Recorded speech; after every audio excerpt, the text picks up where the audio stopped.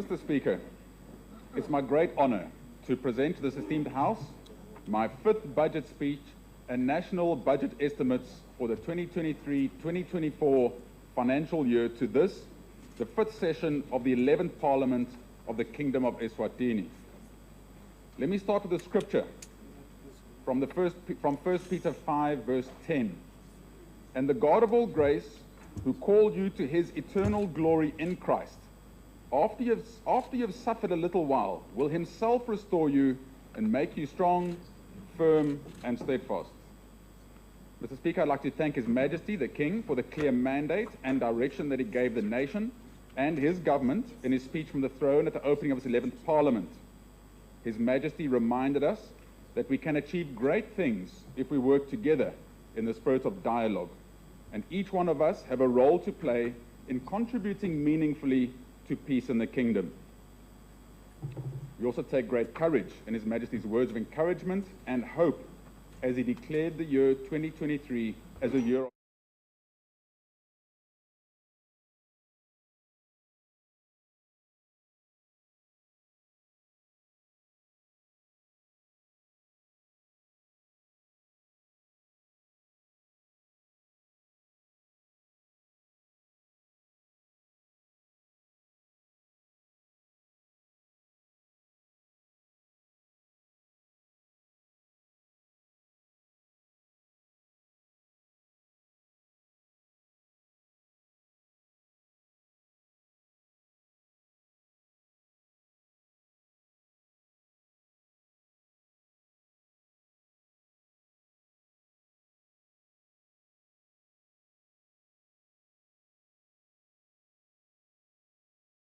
appreciation to all of those that have helped in the preparation of this budget. This includes the many organizations, individuals, and professional groups that presented expert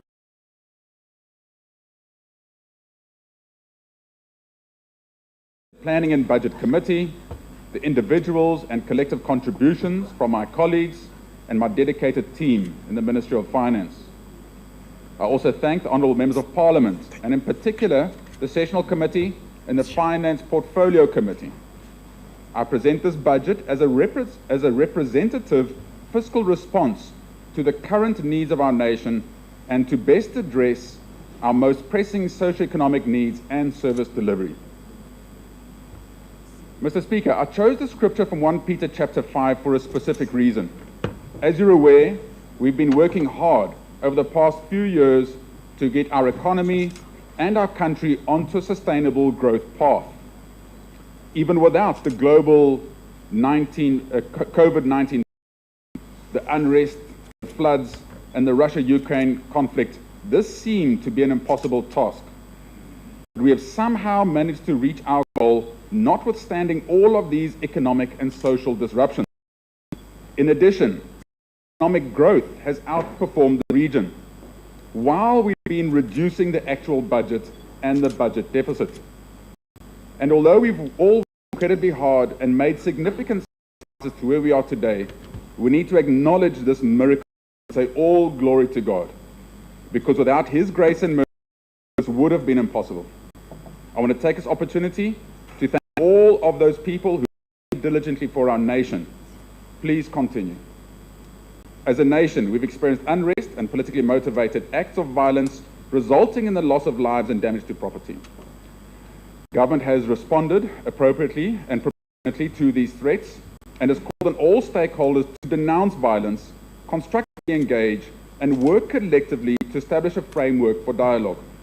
This requires the immediate end to violence and an uninterrupted period of peace and stability to ensure all Yemaswati can safely and meaningfully contribute to this process. Because unless this is achieved, we will continue to fail to thrive as a nation and as an economy. Simply put, unless the violence cannot rebuild the economy, create jobs, and services. In this regard, the budget is providing 30 million Langeni to facilitate the national dialogue. Mr. Speaker, 4 years ago,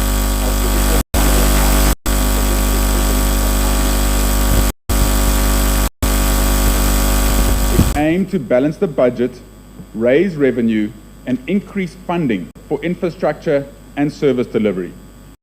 This plan was based on the following 5 pillars: fiscal consolidation and deficit funding strategy, improvement to the business, improved socioeconomic impact, infrastructure investment, and developing a culture of excellence. This vision laid the foundation for the subsequent budget themes of green shoots, fixing the foundations, and transformation through economic sustainability.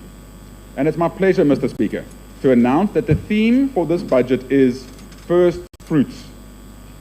The incredible work that this administration is now beginning to yield, the resultant macro benefits, and our fiscal position is stabilizing and improving. Mr. Speaker, I'm incredibly proud to announce record Southern African Customs Union receipts for 2023-2024, and to present both a record and a fully funded budget to this August House.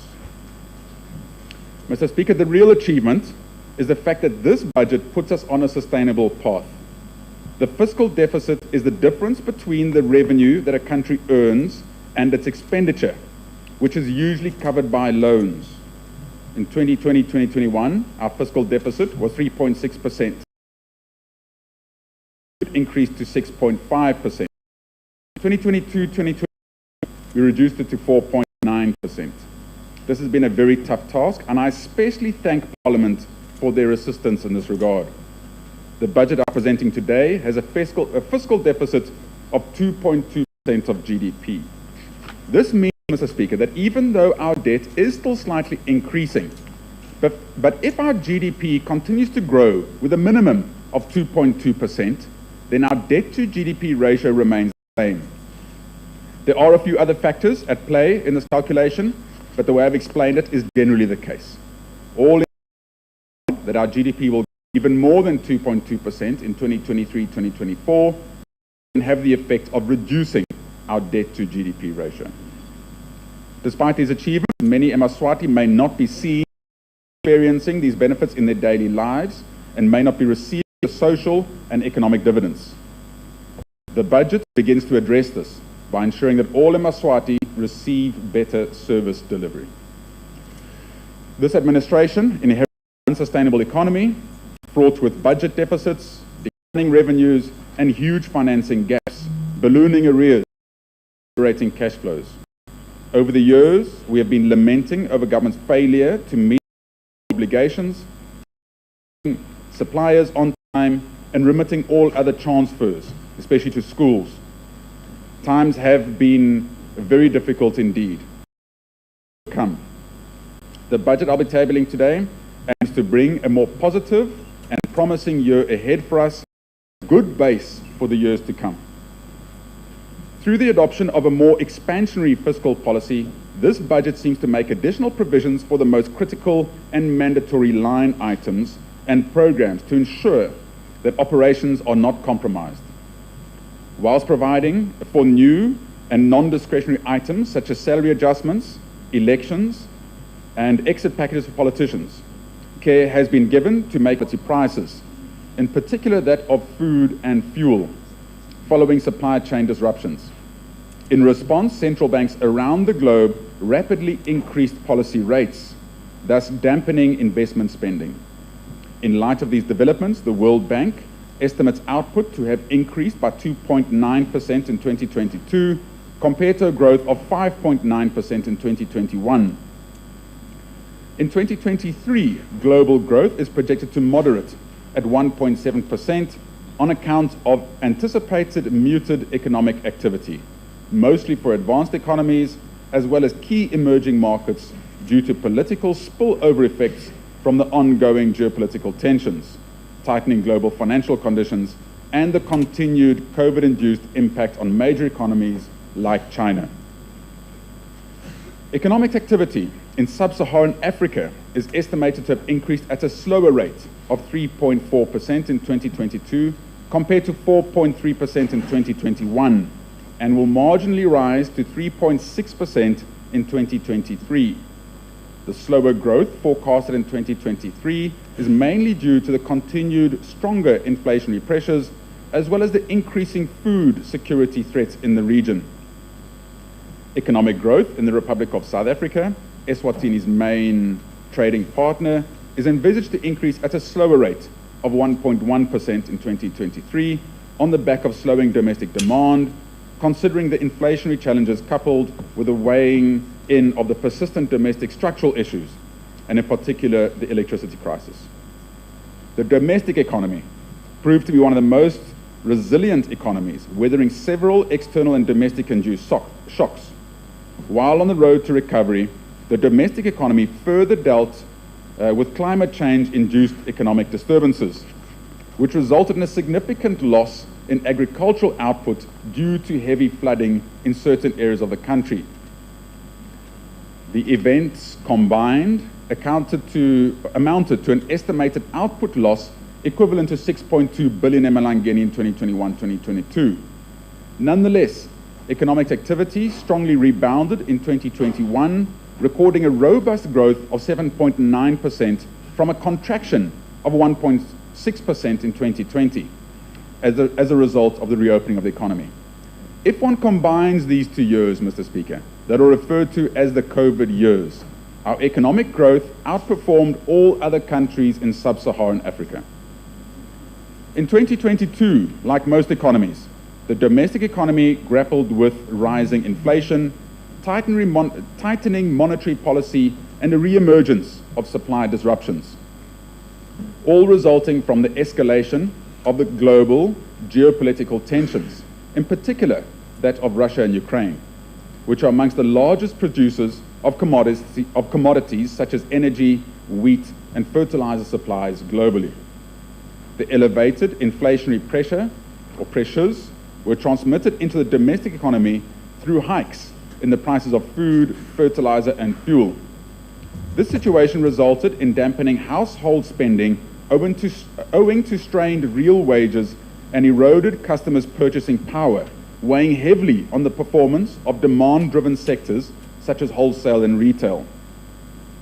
On the other hand, the high inflation environment resulted in a sharp increase in the cost of production. The domestic challenges, coupled with subdued global demand and other trade disruptions, negatively affected overall economic output. Resultantly, economic growth is very conservatively predicted to be muted in 2022, increasing only marginally by 0.4%. However, historically, Eswatini has outperformed these predictions in the second half, and GDP growth could actually be significantly higher.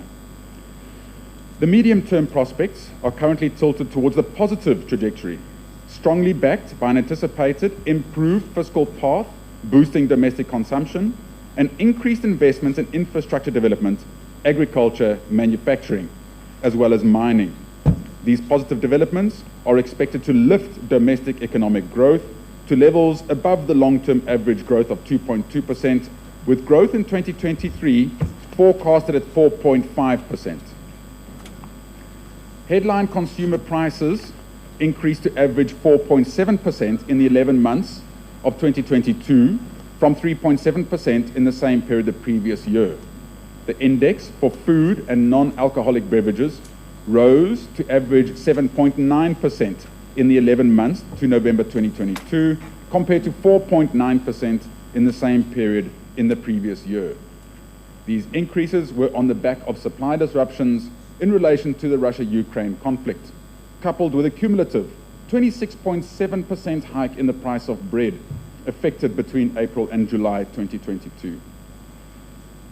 Transport inflation grew by 5.3% to average 7.9% between January 2022 and November 2022, mainly propelled by persistent increases in the prices of fuel on the back of higher international oil prices and volatile exchange rate movements.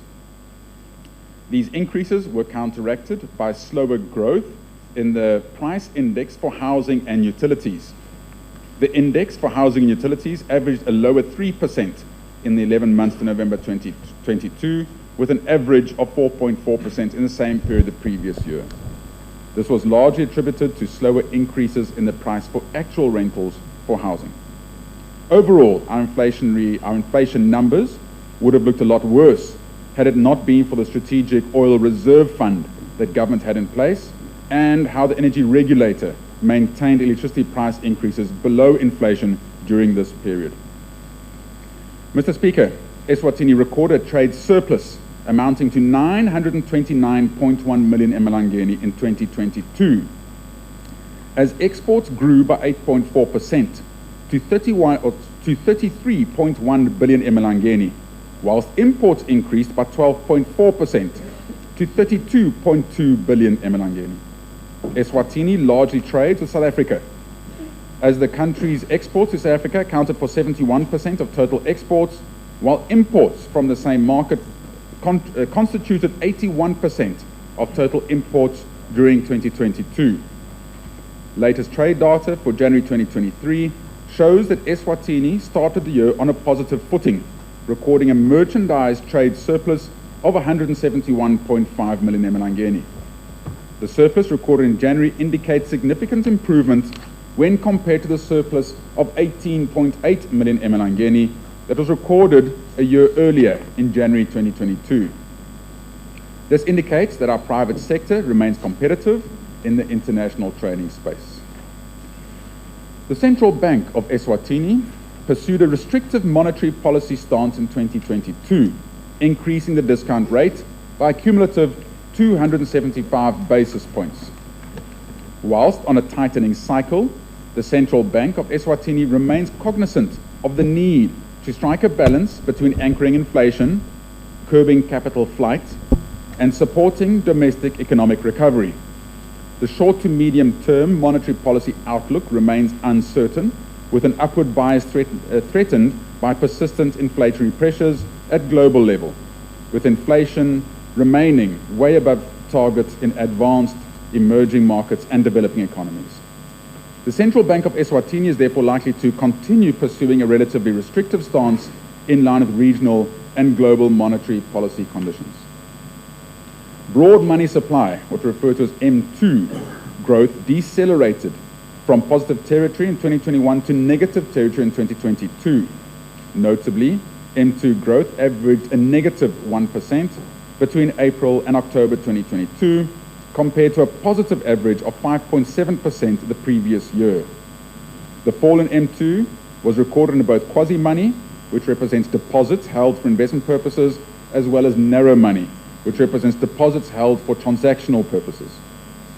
Mr. Speaker, the country's gross official reserves amounted to 8.4 billion emalangeni on the 10th of February 2023. The reserves were enough to cover an estimated 2.8 months of imports of goods and services, and above the recommended level of coverage of reserve money at 212% against a target of 200%. In the short to medium term, gross official reserves are expected to be positively affected by the projected increase in SACA receipts during the next fiscal year. The financial system remained stable and resilient during the past year. This was against heightened market volatility, severe disruptions in commodity markets, tightening fiscal conditions, eroded disposable household incomes, and weaker corporate profits. Developments in the external economic environment and the interactions with domestic economic developments remain a concern to the stability of the domestic financial system due to the ever-intensifying and complex relationship of the domestic financial system with foreign markets.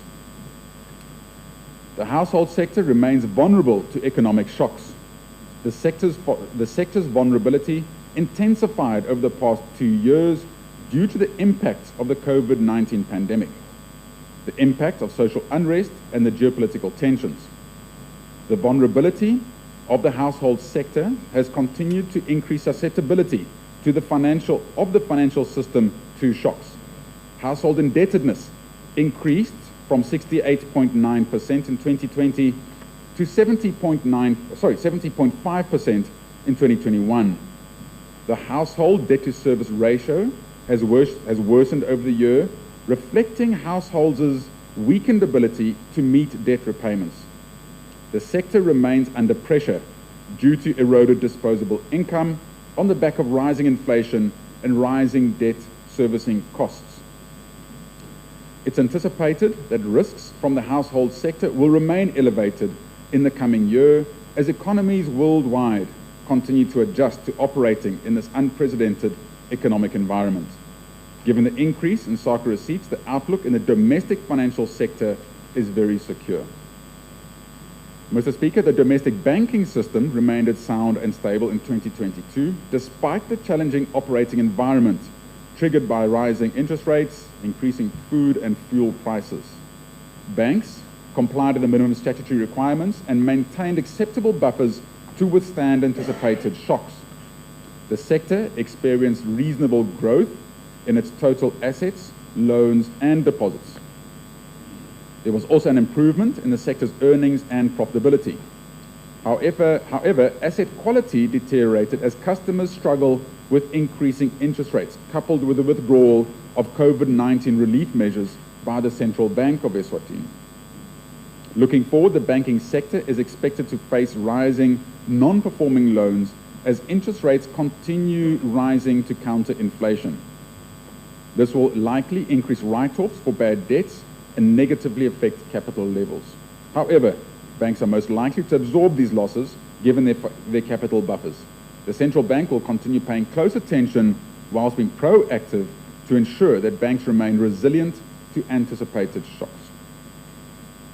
Mr. Speaker, the private sector credit extension continued to recover in 2022, but at a slower pace than in 2021. The growth in private sector credit was supported by the elimination of lockdown restrictions relating to the COVID-19 pandemic, leading to increased borrowing by businesses. However, partly weakening the growth in credit was the rapid rise in lending rates since January 2022, in line with the central bank's pursuit of a restrictive monetary policy stance aimed at curtailing inflationary pressures fueled by the Russia-Ukraine conflict. Notably, annual growth in private sector credit averaged 4.4% between April and October 2022, compared to an average of 6.4% registered in the previous fiscal year. The increase in private sector credit was mainly reflected in the business sector, which depicted average growth of 15.9% between April to October 2022, compared to 7.6% in the previous fiscal year. Major industries that contributed to the increase were real estate, manufacturing, transport, communications, as well as construction. Credit to the household sector also depicted average growth of 5.3% between April and October 2022, compared to 9% in the previous fiscal year. Mr. Speaker, in the short to medium term, private sector credit growth is likely to remain positive, underpinned by anticipated normalization in economic activity locally, regionally, and globally. Mr. Speaker, in the medium term, the country has made strides in economic development supported by a vibrant private sector that's characterized by both local and foreign economic players. FDI from various regions in the world has found a home on our soil, and the government would like to take this opportunity to thank all foreign companies, investors, and partners for the confidence in the kingdom for their investments. It's noteworthy that our economic objectives have been shaped and achieved in collaboration with the private sector. According to the World Bank Economic Forum from 2020, Eswatini is ranked 104th in the world in terms of Global Competitive Index, with a score of 3.6 out of 7. Domestic and foreign direct investment is increasing, though at a constant rate, and many companies demonstrated their commitment to operate in Eswatini, thus creating the much-needed jobs in their expansions. More diversification of investment into new sectors is expected as the government adopts a new policy directions and reviews regulatory and institutional frameworks to keep up with global trends and best practices. Mr. Speaker, public investment in infrastructure and ICT will improve the country's competitiveness and is expected to contribute to accelerated growth rates in the productive sectors such as manufacturing, mining, retail, and services. These sectors have also been encouraging a private sector-led economy. The government, therefore, would like to express its gratitude to all companies that committed themselves in the economic recovery strategy and those that have already committed their projects despite the unrest in the country. Investment in infrastructure to support industrialization is key. Government is continuously accelerating industrialization within our available financial resources to upgrade and develop infrastructure such as industrial estates to promote domestic and foreign investment into the manufacturing sector. To attract investment and strengthen value addition, the government will reinvigorate the development of the Strogoto industrial estate of 310 hectares, which will alleviate the shortage of industrial land for investors and create employment for Yemaswati. This initiative is anticipated to create 600 jobs during the initial phase of construction and 4,000 jobs in the second year. In line with His Majesty's speech from the throne, the government has committed to building factory shells to stimulate the entry of new investors into the local market. This includes developments such as the construction of the Kamula, Nzevane, and Mantambe factory shells, which will create 3,000 jobs for Yemaswati. Factory shells playing a crucial role in attracting investment by creating a conducive and enabling environment, drawing FDI into our borders. Furthermore, the government shall complete the Johnson Workwear factory shell at Nhlangano and the rehabilitation of the burnt-down factory shell at Tlatikulu. In this budget, government has provided 171 million for the construction of factory shells. Mr. Speaker, in addition to infrastructure, the legislation which guides the investment is key to attracting additional economic activity into Eswatini. The coming financial year will see the development of the National Export Strategy, amendments of the Eswatini Investment Promotion Act, and the Special Economic Zones Act. All of these programs are crucial to the business environment for both local and international investment and will go a long way in further promoting investment from both within and without and outside of its borders. Our global rankings as a country contribute to set us apart as investment destination of choice. Eswatini is currently ranked 6th in the Africa Industrialization Index of 2022, which is testament to our commitment to creating an export-driven, private sector-led economy. In implementing these economic interventions, value addition has become another priority for enhancing economic activity in Eswatini.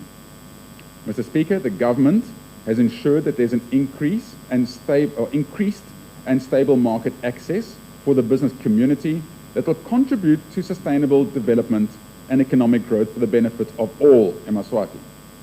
Following the entry into force of the African Continental Free Trade Area, AFCFTA, government will this financial year prioritize the development of AFCFTA implementation strategy and action plan, which will focus on both trade and goods and services.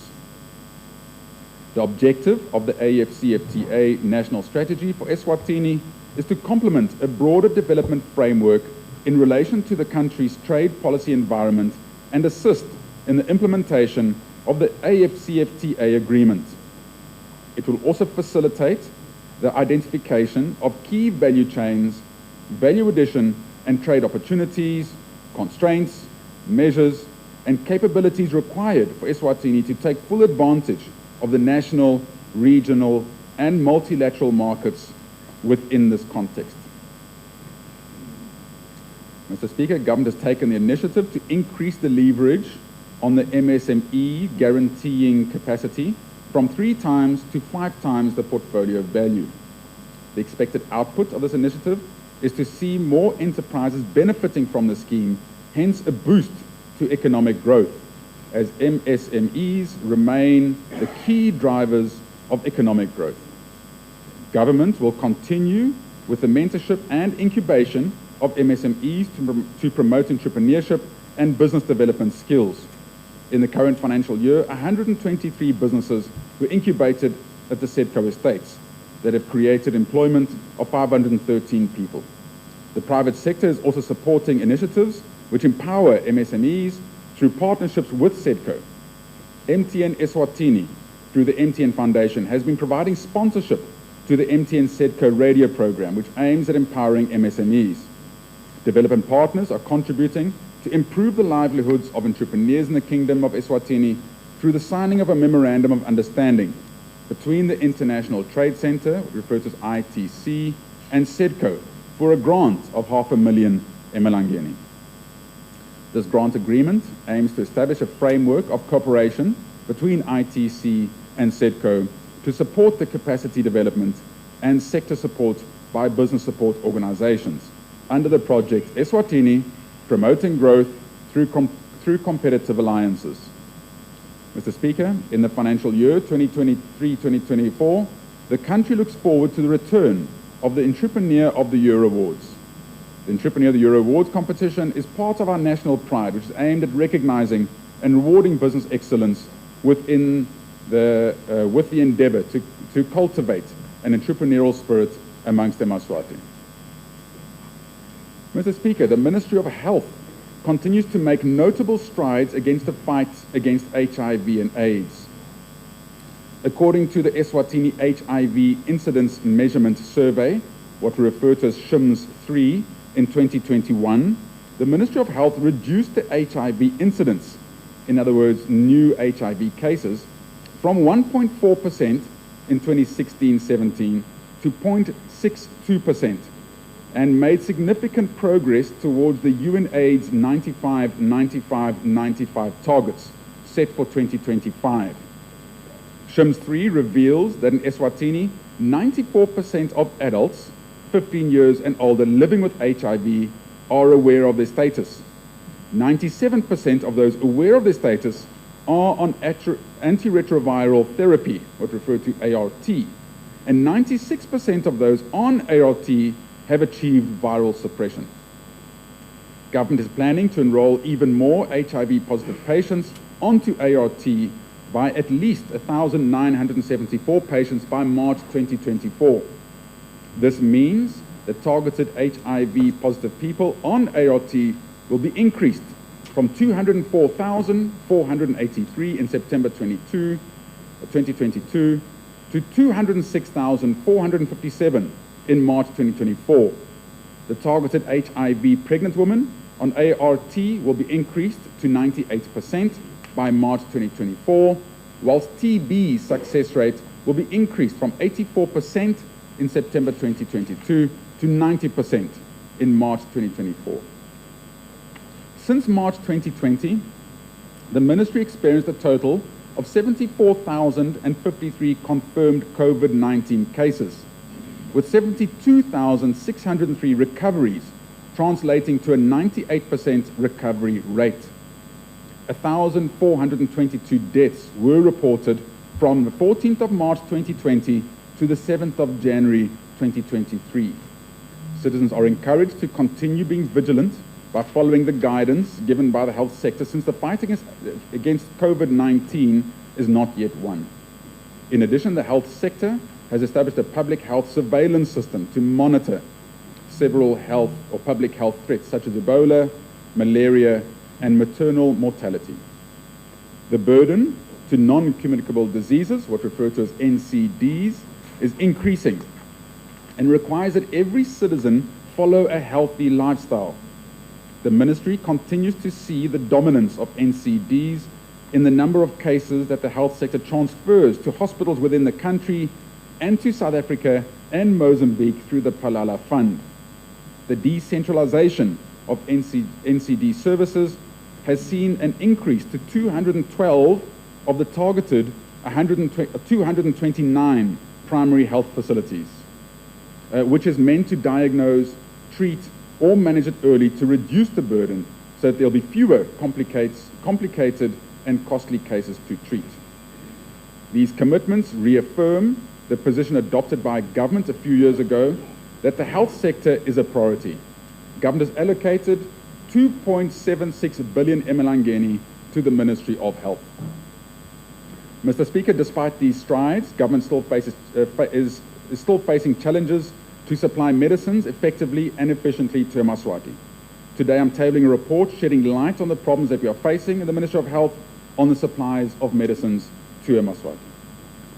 Mr. Speaker, in an effort to promote compliance with labour laws, government will be pre-testing the Strategic Compliance Plan portal, which is a tool aimed to maximise available resources in conducting labour inspections and promoting labour compliance. This tool was developed by the ILO in 2018 when the Kingdom of Eswatini volunteered to be amongst the ILO member states in whose jurisdictions the ILO Strategic Labour Compliance Planning on labour inspection could be applied.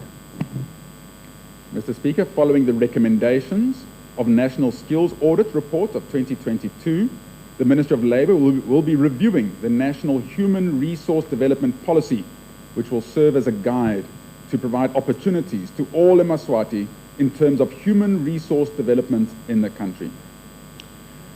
The Ministry has increased the scholarship budget from 361 million by an additional 286 million emalangeni to be a total of 647 million. This will increase the number of new scholarships from 2,500 to 3,500 scholarships this year. Mr. Speaker, today I've also tabled the regulations for the establishment of the National Student Loan Revolving Fund that will be managed by one of our central banks. This fund should solve the problem of limited scholarships in time. Mr. Speaker, the government in the Kingdom of Eswatini recognizes the role played by education and training in the alleviation of poverty, improving the quality of life for all Yemaswati, attainment of accelerated economic growth, and enhanced social cohesion. Government is implementing the UN Sustainable Development Goals, what we refer to as SDGs, and education is an enabler of all 17 goals, particularly SDG 4 on quality education. Government continues to closely monitor the key indicator in the access to education parameter, which is getting every child in school. The Free Primary Education Grant Program continues to assist pupils to have access to school and plays a pivotal role in lifting the enrollment rate at primary school level. In all secondary schools, government pays school fees for orphan and vulnerable children, which is not a completely free education program, hence the percentage of enrollment is low at this level. Government has supported several communities through the opening of 10 new secondary schools over and above the 4 inclusive schools opened with the assistance of the government of Japan. Eswatini is performing relatively well in terms of education. According to the World Bank 2019 report, it has the highest literacy rates in the region at 95.8%, while we have the second highest secondary school enrollment rate in the region with 73.3%. Mr. Speaker, the approval of the Eswatini Qualification Framework, what referred to as ESQF, by government is one major milestone that will serve as a blueprint for development in education and skills in the country. In line with the ESQF, a technical and vocational education and training, what referred to as TVET policy, was developed to address governance and coordination, provision of sustainable financial resources for quality TVET, the improvement of quality of TVET programs to enhance employability, and enhancement of program relevance. Government also approved the National Open and Distance Learning Program to strengthen and ensure the continued provision of quality education by addressing the acute shortage of spaces in secondary school to meet demand and enable tertiary educations to absorb all qualifying secondary school graduates. Following the impact of COVID-19 and other disasters, the education system's resilience is being strengthened through the provision of multi-mode teaching and learning systems, which includes the traditional brick and mortar classroom setting and a learning management system called Learning Passport. The system is currently offering subjects at higher secondary, which is Form 4 and Form 5. 4 core subjects have been developed and now focuses on the elective subjects, and plans are underway for developing content for subjects at the junior secondary level. Moreover, the ministry has piloted another learning management platform in grade 4. Teaching and learning materials have been created, and plans are at an advanced stage for development of content for the other grades to complement the traditional face-to-face teaching and learning. Government has developed a web-based education management information system that will be used by all schools in the country, both public and private, to update and capture both learner and staff information using their personal identity numbers, which are referred to as PINs, and track them in the education system in real time. The system will also be of great use in the disbursement of the free primary education, what we refer as FPE grants, human resource management for the Teacher Services Commission, TSC, and schools assessment for the inspectorate. There are about 400,000 learners and 16,000 teachers that will be recorded and tracked by the system. Government will be increasing free primary education grants per learner, and implementation of the revised fees is going to commence in the fiscal year 2023-2024 at a 20% level of adjustment, amounting to 45.6 million emalangeni, addition to the FTE current grants.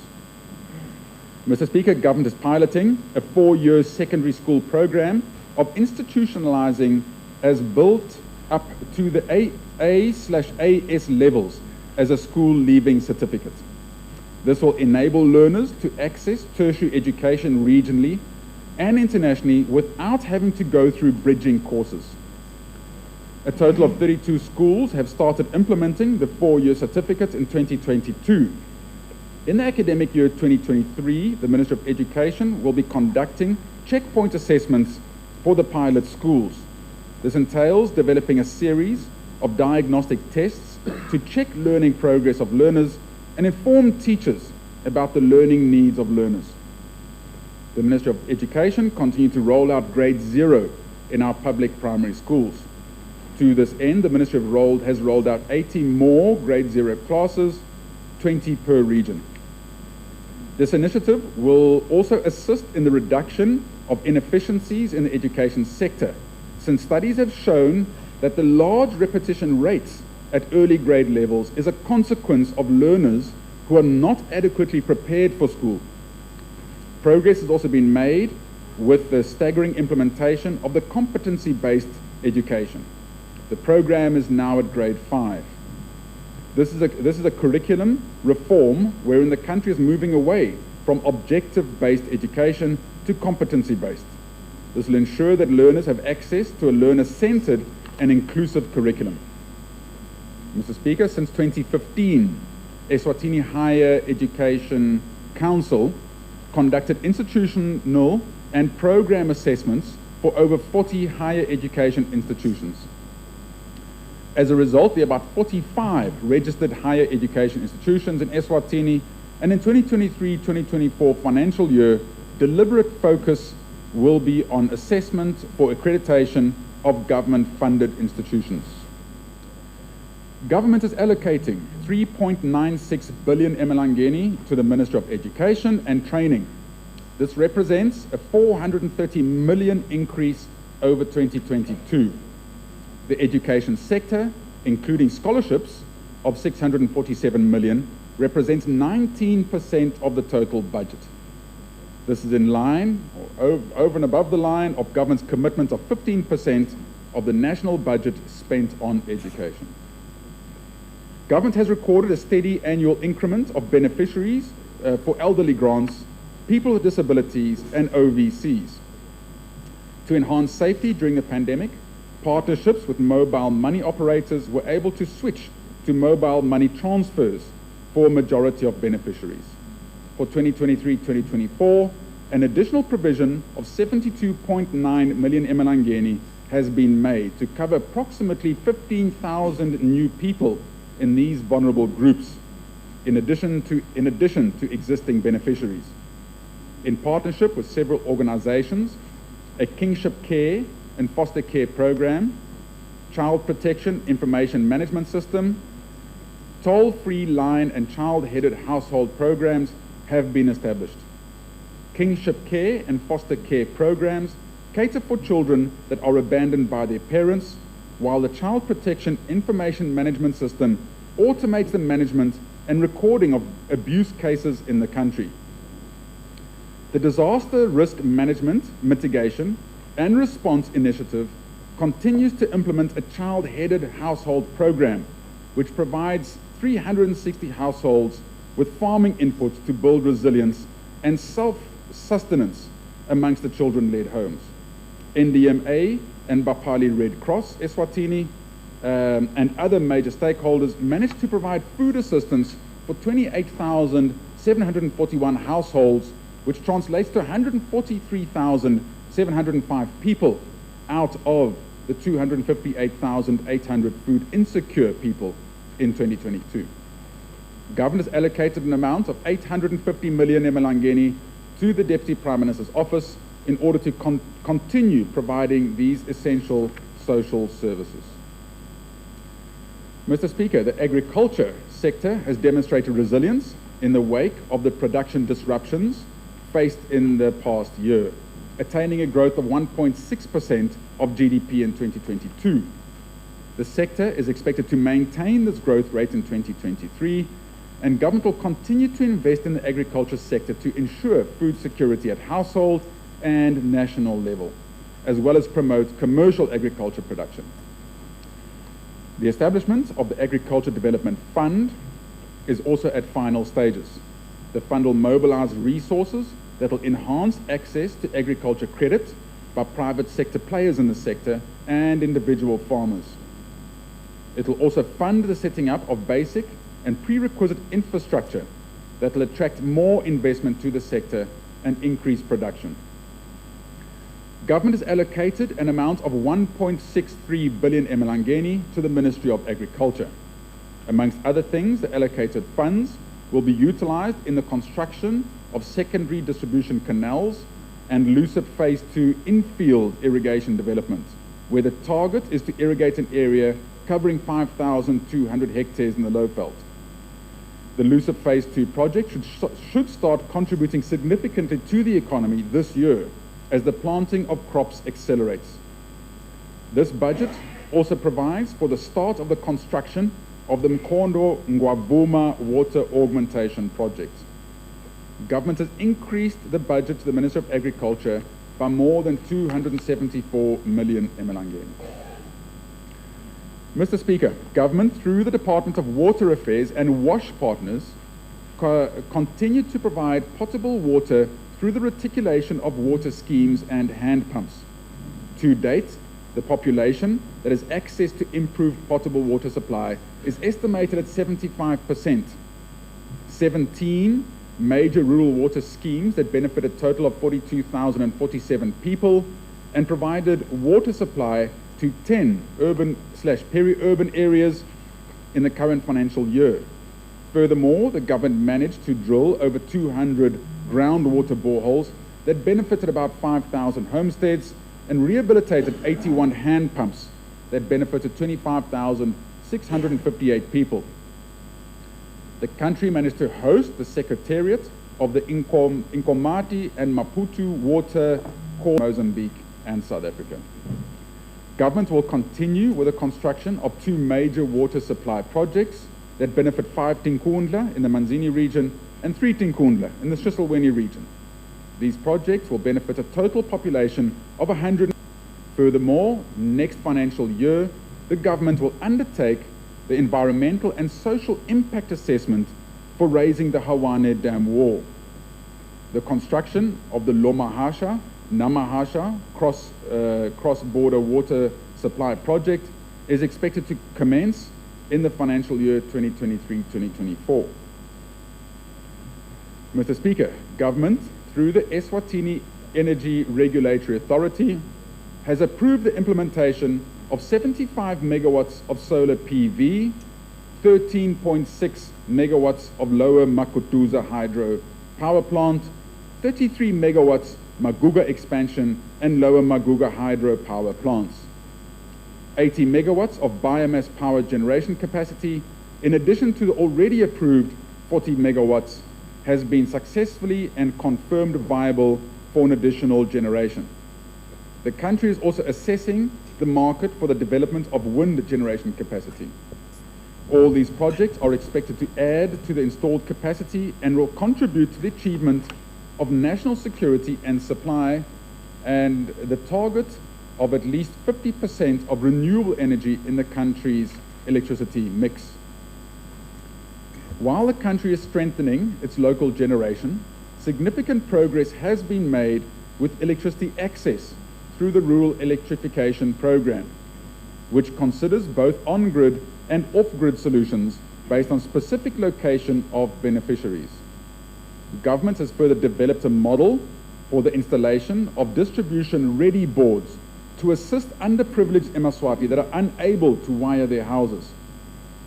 This will assist to fast-track the rate of electrification in the country and meet the 2030 target in a cost-effective manner and maximize on available resources. Eswatini is one of the leading countries in SADC region that has invested substantially in boosting access to electricity, with a national electrification rate of 83%. This is higher than the average for Africa, which stands at 40%. Also, as reported by the World Bank in 2020, Eswatini ranked 8th in the SADC region with access to clean fuels and technology, with a score of 74.7%. Eswatini, government through the Eswatini National Petroleum Company, referred to as ENPC, is working towards the development of the Strategic Oil Reserve Facility and has completed the land use planning zoning at Puzamoya. Construction of this project should start this year. Government has allocated a budget of 1.09 billion, which translates to an increase of 561 million emalangeni compared to last year's allocation to the Ministry of Natural Resources to implement its programs, including access to clean water and electricity. Mr. Speaker, the year 2022 marked the re-emergence of Eswatini's robust efforts to revive partnerships and increase its brand visibility across the region as a destination of choice. With the easing of travel restrictions the world over, Eswatini has reclaimed its reputation as one of the world's most accessible and preferred destinations for domestic, regional, and international tourists. This has been possible through the Tri-Land Agreement between the Eswatini Tourism Authority, ETA, the Mpumalanga Tourism and Parks Agency, and the Mozambique Tourism Board, which promotes the region as a tourist, trade, and investment destination. According to ETA's Tourism Research Annual Report of 2021, Eswatini recorded 164,807 international tourist arrivals. Between January and October 2022, this number surged to 393,278, accounting for a 138.6% increase, which demonstrates an impressive recovery from the COVID-19 shock. Mr. Speaker, government, in its efforts to improve service delivery through the leverage and use of ICT, has continued to scale up the implementation of the e-government program. In 2022-2023 financial year, special focus has been on the rollout of e-payment for government services through the mobile money platforms. It is planned that the payment of more mobile services will be extended to the e-banking platforms in 2023-2024 financial year. Government has also extended wireless network coverage to remote government service centers to 20 government sites in different parts of the kingdom. These include Tinkundla centers, Parliament, clinics, revenue service centers, Royal Eswatini police stations, and immigration offices. Cognizant of the high cost of access to broadband, government continues to review and reduce the cost of connectivity in the country. To this end, the cost of connectivity and internet provision to operators and internet service providers, referred to as ISPs, has been reduced by 20% and 25% respectively in the past year. This intervention will increase data affordability and accessibility to customers in a drive to bridge the digital divide. The budget to the Ministry of ICT has been increased by 101 million emalangeni from the previous financial year to 462 million emalangeni. Mr. Speaker, the year 2022 has brought about the delivery of improved road infrastructure, particularly along the major trunk route in the country.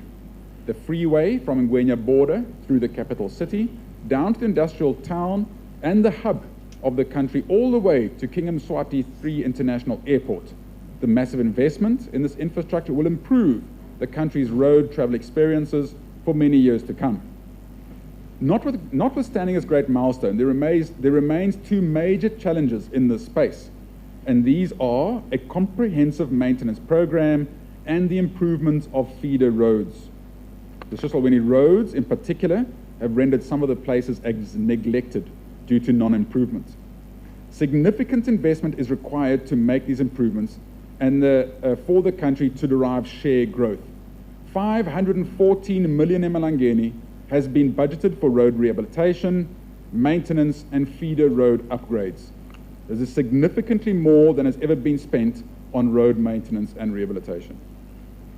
The Ministry of Public Service has embarked on a management audit study to identify critical vacant posts that need filling, redundant posts, and to ensure all ministries are sufficiently staffed. The study will be finalized at the end of March 2023.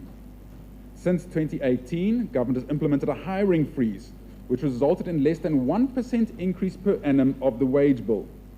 The wage bill has reduced as a percentage to budget from 41% in 2017 to a more sustainable 35% currently. This measure has unfortunately resulted in some ministries desperately needing to fill posts. This year's budget is providing 900 million emalangeni more than last year to fill these vacancies.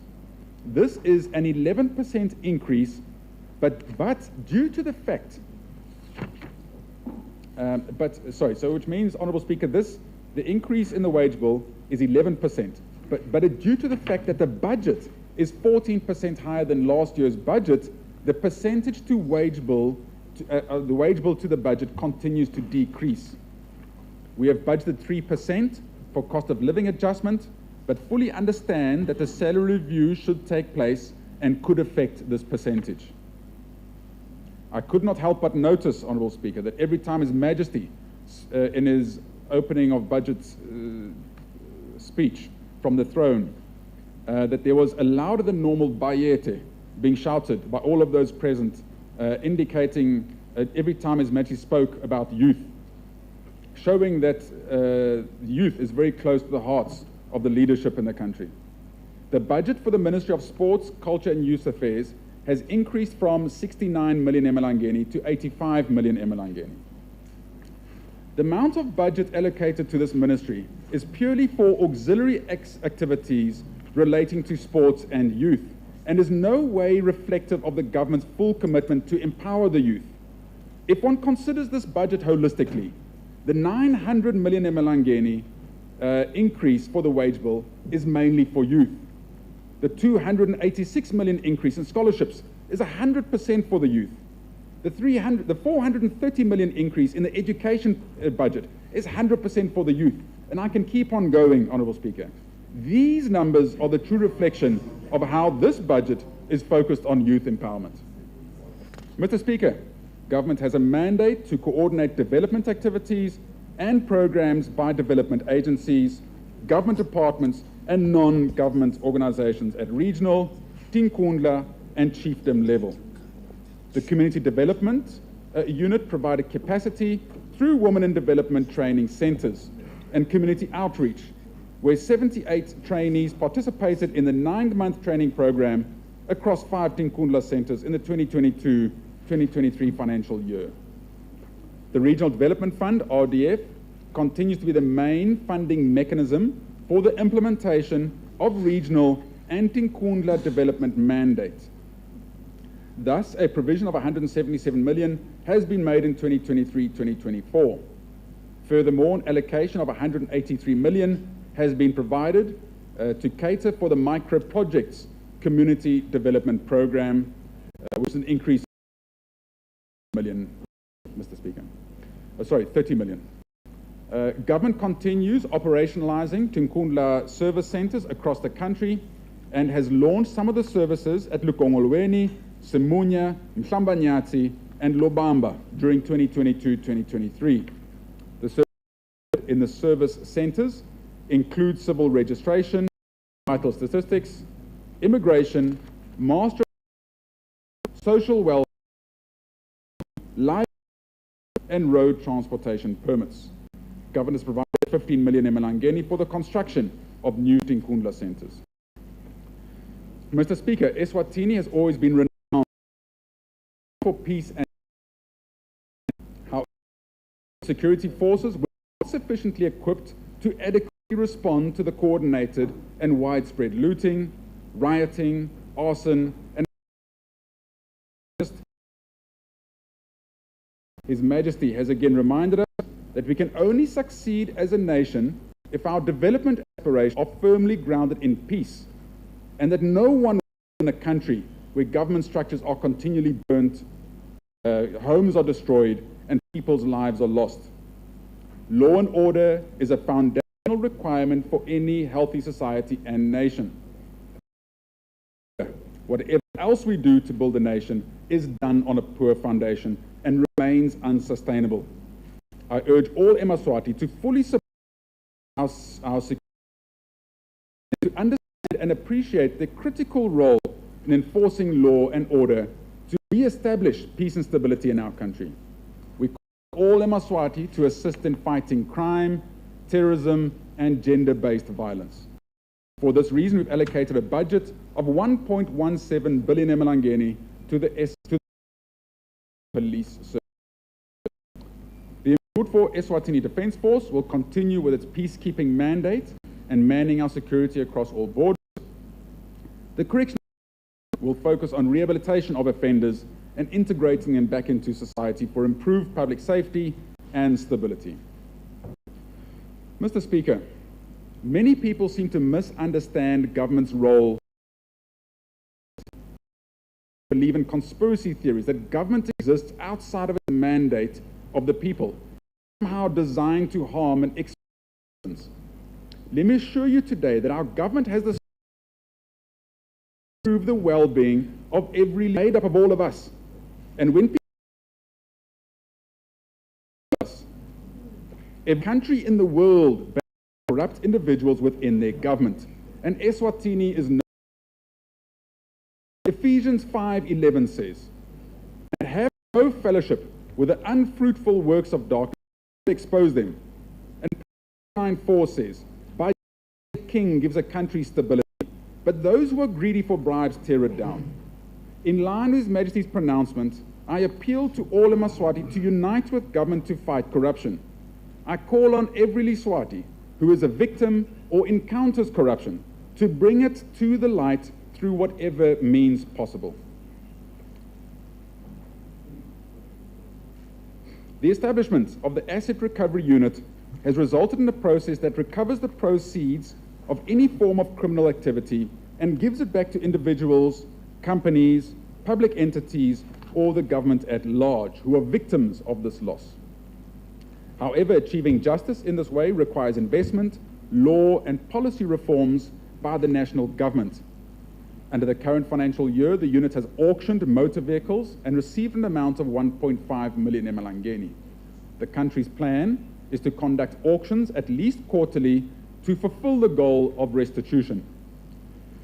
Mr. Speaker, public procurement corruption is observed amongst other typologies as one of the main challenges facing Eswatini, and is therefore important that solid efforts are taken to address this scourge.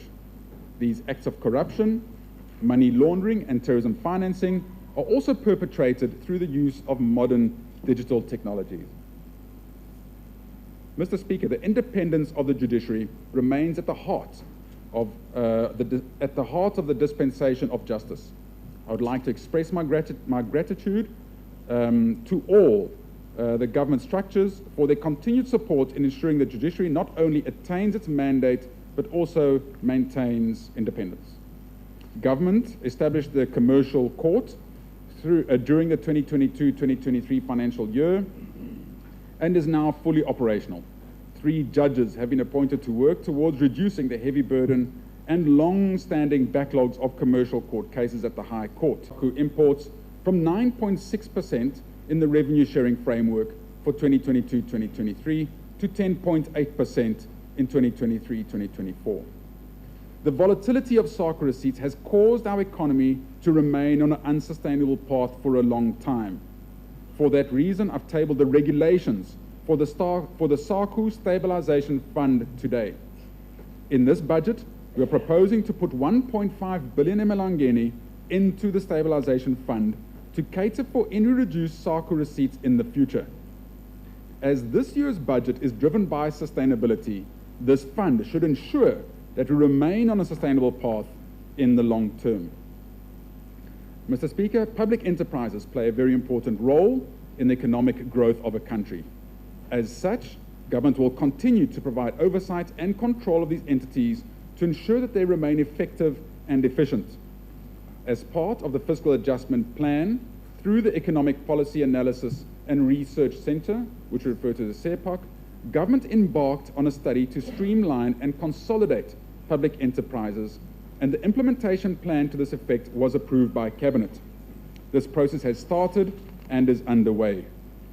I'm pleased to inform the House that we have been able to sign a grant agreement of $150,000 with the African Development Bank for the implementation of these public enterprise reforms.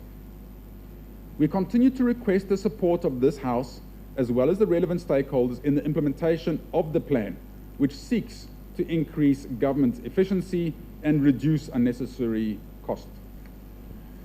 Mr. Speaker, I will now present the budget estimates for the financial year 2023-2024.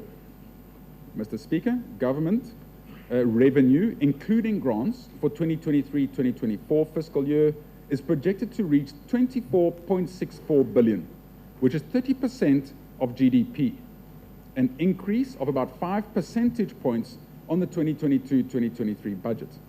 Of this, SARC receipts will contribute 10.25 billion from 5.8 billion the previous year. Non-SARC revenue is budgeted at 13.75 billion emalangeni from 12.8 billion, a growth of 7%. Total income taxes are projected to be 6.98 billion emalangeni in 2023-2024, a slight increase from the previous year's budget. This is because of higher expected growth and employment in 2023-2024 compared to 2022-2023. Out of this, corporate tax incomes are 1.8 billion emalangeni and personal income taxes are 4.5 billion emalangeni. Mr. Speaker, total taxes on goods and services are expected to be 6.13 billion emalangeni. This is mainly VAT, which is budgeted at 4.5 billion emalangeni, and fuel tax amounting to 1.36 billion emalangeni. Mr. Speaker, total expenditure for the financial year 2023-2024 is expected to be 26.44 billion. The total budget allocation to capital programs amounts to 5.85 billion emalangeni, which reflects a $500 million increase from last year's budget allocation. The total expenditure for 2023-2024 shows an increase of 14% compared to last year's budget. Mr. Speaker, the budget deficit for the financial year 2023-2024 is projected at 2.2% of GDP, and that equals to 1.8 billion emalangeni. Mr. Speaker, this year we are tabling a fully financed budget. For the first time as a minister, I'm not going to the market for budget support. We had managed to bring arrears down to less than 1 billion at the beginning of 2022-2023 budget cycle. But due to the delayed listing of our program on the Johannesburg Stock Exchange, our arrears have grown. The JSE listing is planned to take place at the end of March 2023, and we will be using this funding to reduce the stock of arrears and aim to get arrears totally settled in the 2023-2024 budget year. Mr. Speaker, by virtue of the responsibility entrusted in me as the Minister of Finance, I now present to this August House the budget estimates for the financial year 2023-2024. Revenue and grants, 24,639,807,034 emalangeni. Appropriated recurrent expenditure is 18,512,614,116 emalangeni. Appropriated capital expenditure is 5,853,976,000.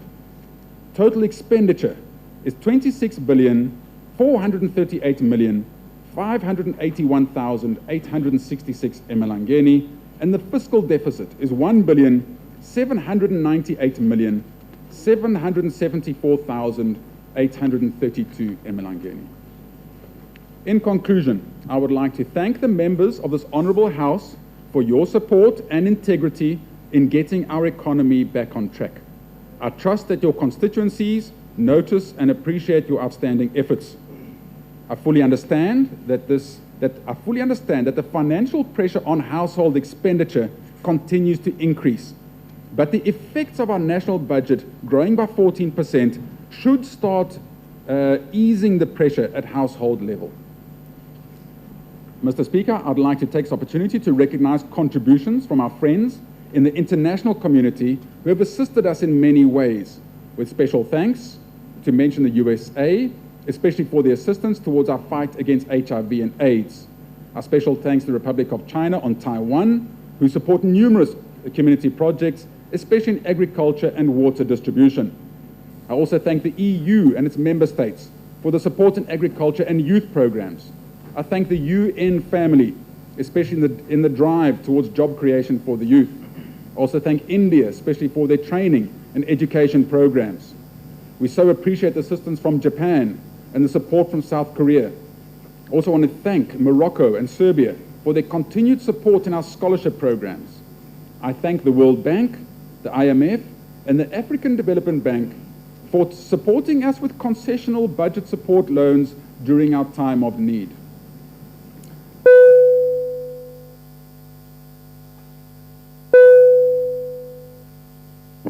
Sorry, Honourable Minister, it's Honourable Members, it's an interruption time. May I request His Excellency, the Right Honourable Prime Minister, to invoke Standing Order 205 to suspend Standing Order number 24. Your Excellency, please.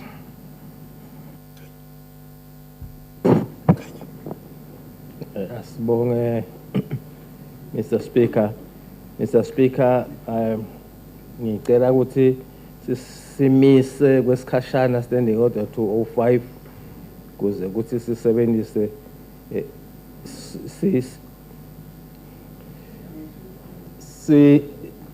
sisebenzise order Standing Order 24 sokuchubeka nemsebenzi. Honourable Members, it has been moved that we invoke Standing Order 205 to suspend Standing Order number 24. Those in favor should say aye. Those against say nay. The ayes have it, and the ayes have it.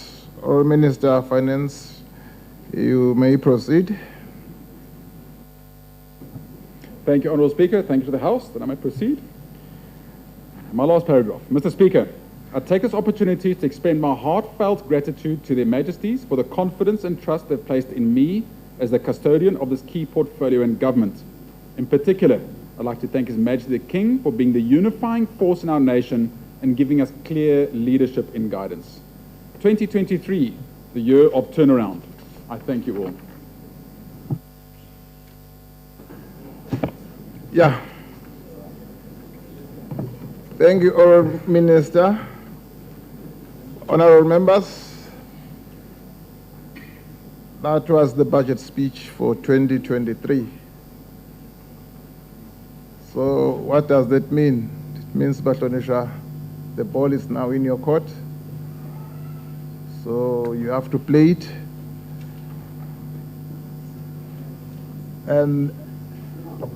And I'm happy to say that the budget debate will be on Tuesday.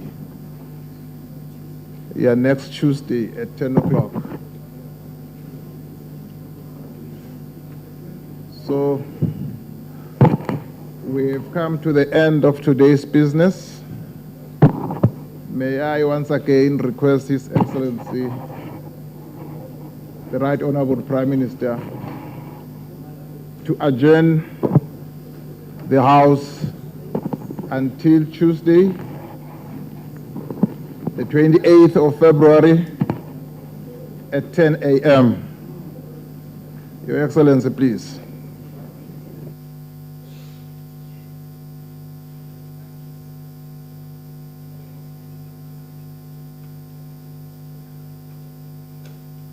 Your Excellency, please.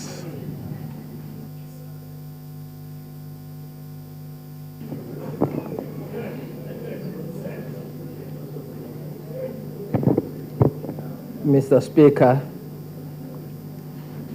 ngekuvunyelwa nguwe nendlu ngicela ukuthi umsebenzi sale siwumisa kwamanje size indlu iphindze iguqi yawuphindze ihlangane ngalesibili ekuseni mhla ka-28 February.